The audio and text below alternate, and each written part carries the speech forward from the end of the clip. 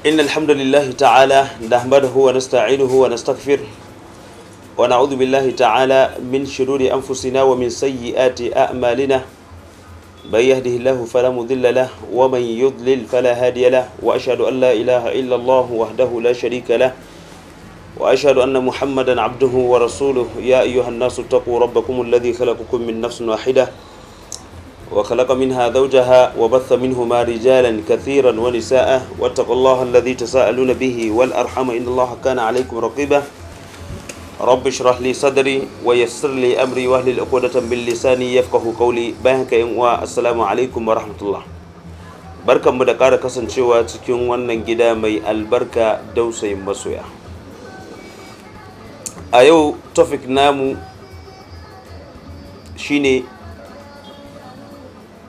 mata da suke bayani cewa suna buƙatar a yi musu soyayyar indiya da dama yau mata sun samu kansu gaskiya cikin wani yanayi na ɗimuwa na cewa su lalle sai a musu soyayya ta indiya samarinsu ko kuwa mazajensu sai sun musu soyayya ta indiya bincike da nazari ya gano cewa ainihin su karan kansu indiya inda irin wannan soyayya ce babu wata soyayya da irin wadda indiya suke yi na a kashe kai na masoyi ya kashe masoyiyarsa domin mai an takura musu ko kuma su rungumi juna su yi bombin ɗin kansu ko kuma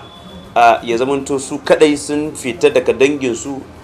ita ta fita daga danginta shi ya fita daga danginsa sun je jeji sun rayu wannan babu irin wannan soyayya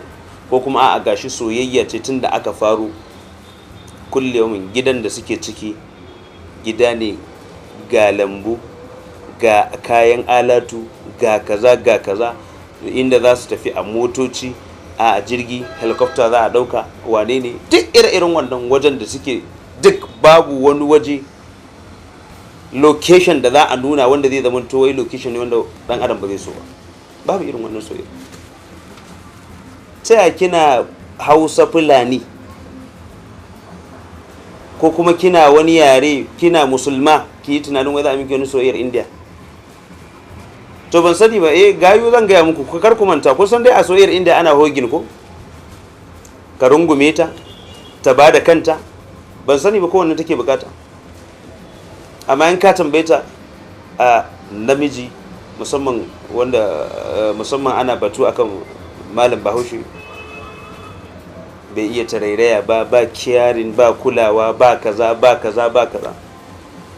yadda baki samu wasu ababe a wajensa ba haka shi ma bai samu wasu ababe a wajenki ba yadda kika rasa wasu ababe a wajensa haka shi ma ya rasa wasu ababe a wajenki soyayyan nan fa da ake bayani soyayya bayani ake na taimakekeniyar juna in taimaka miki ki taimaka min ina da sha'awa a tare da ni kina da sha'awa a tare da ke kaninki ko mahaifinki ko yayinki bai isa ya dauke miki ba sai wani wanda zai zo ya ce ya ji ya gani yana so haka kanwata ko yayata ko wani abin nan ba su isa su dauke min ba sai na je gidan wasu na ce yau na ga wance na ji na gani ina so har yi hakwanin gobe mun kasa fahimtar ma fahimci cewa soyayyar nan fata muke ke da juna ce mun kasa fahimta yau da dama mata suna ganin cewa taimaka mazaje suka yi da suka aure su alad darura larura ce ta sake kai aure shi bagana ta gaskiya mu da ku dukkaninmu wallahi kowa yana da matsala in dai magana ake ta Allah da annabi baya yiwuwa ki same ni ko ni da nake bayani akan soyayya ki same ni 100% wallahi na iya ta ko kuma na san yadda ake sai dai akalla dai sai dai yawancin mutum da ake iya tsammanin wanda yake cikin da'ira abu ana iya sa mai zaton zai iya wasu ababe da yardar Allah wanda fiye da wanda shi ba a ciki yake ba, ko bai taɓa yi ba, ko bai fara ba misali. Yau da dama Indian films sun rikita wa masoyan hankali, sun rikita, mun shiga cikin ɗimuwa. Ka kalli yadda, ko kuma in ce ta kalli yadda yake kuka akan masoyiyarsa, yadda yake kokarin ya kashe kansa akan masoyiyarsa. Karki manta fa film, karki manta fa kuɗi ya nema da ke da kike gani kike kuka. Karki manta kalaman da aka faɗa sai da aka tace.